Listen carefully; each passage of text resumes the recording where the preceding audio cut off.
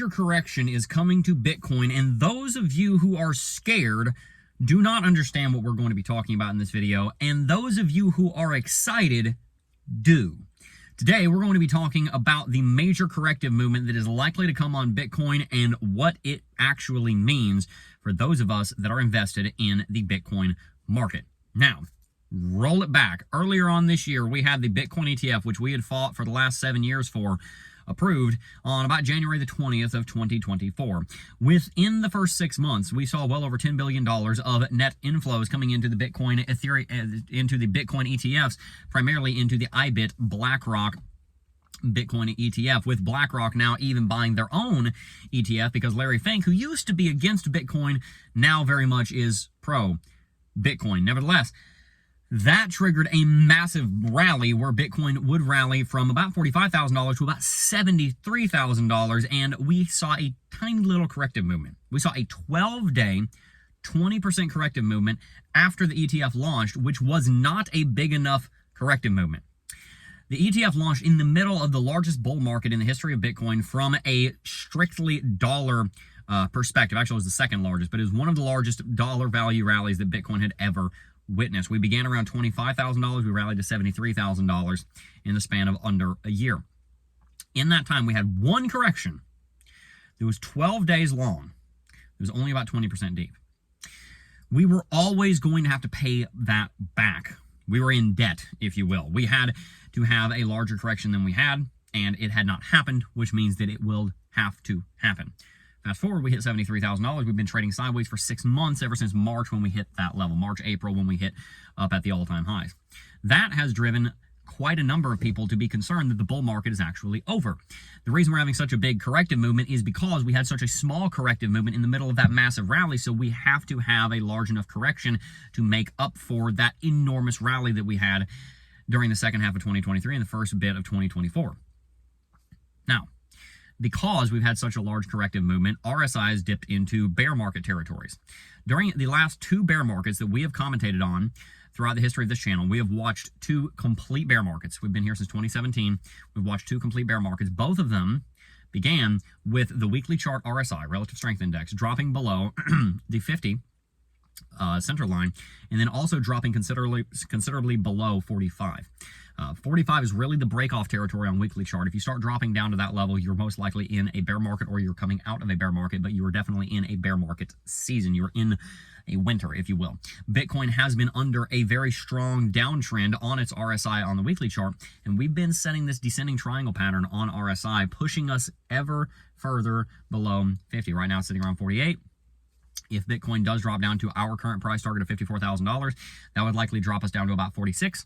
If we drop down to our next price target, which is $48,000, which would be a double bottom, where we would repeat the bottom that we set on August the 5th, then that would likely drop RSI, the lowest that it's been in many months, actually over a year on Bitcoin, and could trigger a short-term bear market. And so that brings us back to the intro of this video. People that understand this are excited. People that do not understand this are scared. With this potential large correction on the horizon, we have to ask ourselves one question. Do we understand the value proposition of Bitcoin? I want to make this really clear, really simple, so that you can run with it. The value proposition of Bitcoin is that for the first time in the history of mankind, a currency which in theory should have its value based in the natural law of scarcity. For the first time in history, it actually does. You see that? The law of scarcity is like this. I have a car right here. This is a Toyota Camry. Love this thing. Love this car. Why isn't there a second one? That didn't work. There's only one. What the? I cannot just create one out of thin air. I cannot, poof. An act of creation, of creating matter out of nothing, is something only God can do. That's called scarcity. In the physics world, it is the second law. It is a law of thermodynamics. Matter can neither be created nor destroyed. It can only transform. It can only change its form. And so it's scarcity. I mean, if you have one, You don't get to have two unless you go find a second one. But you can't make a second one, truly. You have to go find a second one. If you want a second camera, you got to go buy one or build one. You can't just poof it out of thin air. These snaps, man, they're powerful, but they ain't got that much power, right? It's scarce. Unfortunately, every single other currency in the history of the world has not abided by the law of scarcity. Because either a central government or changing political tides or the extraction of more raw resources out of the ground has led to, look, now we got more money. Either through running a printing press, through mining more gold, through the harvesting of more agri-beads on West African coasts, to the chipping away of more rice stones in Polynesia, to the discovery of more shark's teeth, poor sharks, to, go to the shark's dentist, that's how you get more shark's teeth, right? To whatever process it may be, there's more currency, and so you lead to inflation. If I have one wedding ring, I got one wedding ring, one, right here, extremely valuable to me. From the gold standpoint, it's worth about $2,000. It will never, it is completely, it's value completely useless now. Like I'm never selling this thing, ever, so the dollar value down the drain, this will stay in our family period. This is valuable to me because there's only one of them. If I had 100,000 of these things, it'd be, I lost one over there. I lost one over there. I lost one over there. I have scared the hell out of myself so many times because I'll never take it off my finger, but it slides over my knuckle a little too easy. I made it a little too big. I've been worried so many times that it went down the drain. Never has happened, thank God. But it's so valuable to me because there's only one of them. Why is it valuable? Because it's scarce, because I can't get another one. This was the ring that was put on my finger on the best day of my life, which was the day I married my wife. There's only one. It's valuable because it's scarce. I don't have 100 of them. I can't make any more of them. Bitcoin's like that. There's only 21 million. You can't make more.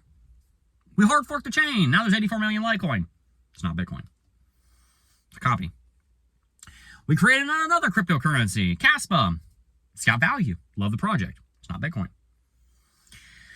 We went on and did proof of stake. We made Ethereum. That's great. It's got a lot of value. Cool. It's not Bitcoin. Bitcoin is the first and the only fully decentralized example of a currency that creates digital scarcity that is immutable. Bitcoin is completely indestructible. It is adopted by over 500 million people. The full ledger is held by tens of thousands of miners around the world with a vested interest in maintaining the network sovereignty of Bitcoin. Bitcoin can only have amendments added to it by a massive democratic supermajority of miners who have a vested interest in Bitcoin remaining as similar to its founding principles as possible, because the value of the coin is important to them because they mine Bitcoin and they get paid in that currency. Bitcoin is the greatest example of hard money that the world has ever known. Peter Schiff, gold don't come close. It doesn't. The value of gold is inflated by 2% every single year because guess what? You can find more of it in the ground. You can find more of it. You cannot find more Bitcoin. And so people that understand what I just said are not scared about Bitcoin dropping down to $30,000. Why would they be? If you take a long-term outlook on Bitcoin and then you say, it drops down to 30K, it drops down to 40K, it drops down to 48K, it drops down to 54K. So I'm buying Bitcoin. I'm going to hold it for 5, 7, 10, 15, 20 years. Since I got into Bitcoin, Bitcoin is up 17.7x currently. At all-time high, it was up over 20x from when I got into the space. When I got into Bitcoin, one Bitcoin traded at $2,950 a coin, July 31st, 2017. Well over, a little bit over 7 years ago now, about 7 years and a month ago now. The channel will be turning 7 years old in November. Started the channel pretty soon after I got into crypto. In the next 7 years, should Bitcoin only grow by one quarter as much as it has in the first 7 years that I've been in crypto, Bitcoin would be trading 4.5 times higher than it is now, and it would be trading at $312,000. A 4x in the next 7 years, while the United States dollar that is denominated in will lose probably 50% of its value, which means that even accounting for inflation, if that was all it did, then Bitcoin would at least double Considering you're not accounting for inflation, if you factor in that the dollar will probably be worth half as much, you're actually looking at more like a $624,000 Bitcoin, just because you got to factor in the inflation, right? So the people that understand that Bitcoin is hard money and inflation hardened acquire it because they want to have security against inflation. It's that simple. They want to have the ability to build their wealth into the future. These are people that are not wanting to be slaves to banks. They get out of debt. These are people that do not want to be slaves to chaos. They clean up their life. These are people that want to be successful. They want to leave something for their family. They understand that being good with their money is something that they can give to their children, to their wife, to their husband, to their family, to their community. They realize that being a wise and good, sound steward of their money is a morally upright thing to do. And I challenge you, if you have not already made the decision, today, make the decision that from this day forward, I will be sovereign over my money. I will be in control of it. I will have a budget. I will live on less than I make. I will get out of consumer debt. I'll get out of debt, period, but especially consumer debt. I'll have an emergency fund. I will be generous. I will make investments. I will run from inflation. I will emphasize security and safety from hackers and thieves.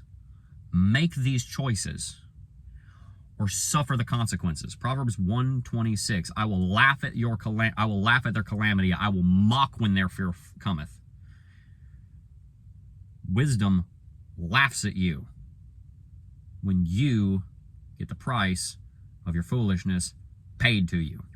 It mocks you, it laughs at you because it begged you to listen and you didn't. I'm begging you, be wise. I'm not going to laugh at you. I've got no room to laugh because I'm just as much of a fool as you have been.